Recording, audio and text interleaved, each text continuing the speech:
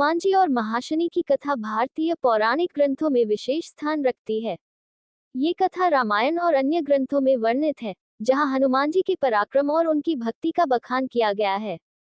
इस कथा का मुख्य संदर्भ हनुमान जी की अदम्य शक्ति और शनि ग्रह के प्रभाव से जुड़े हुए मिथकों से है।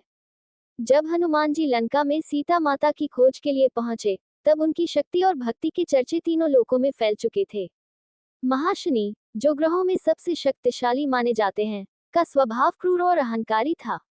उन्होंने हनुमान जी की शक्ति को चुनौती देने का विचार किया। शनि ने हनुमान जी से कहा कि वह उनके सिर पर चढ़कर उनकी परीक्षा लेना चाहते हैं, क्योंकि यह उनकी प्रकृति थी कि वे शक्तिशाली व्यक्तियों को कष्ट देते थे। हनुमान जी विनम्रता से बोले, हे महाशनि, यदि आपको मेरी परीक्षा लेनी है, तो अवश्य लीजिए, परंतु मैं इस समय सीता माता की खोज में हूँ।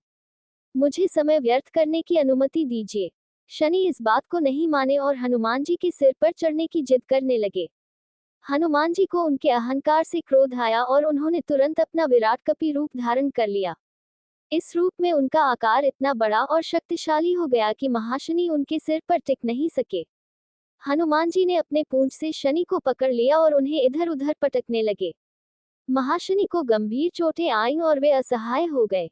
महाशनि ने अंततः अपनी भूल स्वीकार की और हनुमान जी से क्षमा मांगी। उन्होंने वादा किया कि जो भी भक्त हनुमान जी की पूजा करेगा, उसे शनि की दशा या साढ़े साती का कष्ट नहीं झेलना पड़ेगा। हनुमान जी ने अपनी दया का परिचय देते हुए उन्हें छोड़ दिया और यह वरदान दिया कि जो भी शनि के कष्टों से बचना चाहे, वह हनुमान चालीसा और उनकी पूजा करे। इस घटना के बाद हनुमान जी को शनि दोष निवारक के रूप में जाना जाने लगा।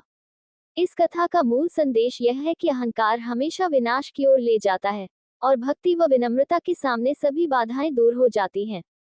ये कथा हमें ये भी सिखाती है कि किसी भी विपत्ति का सामना धैर्य और साहस से करना चाहिए।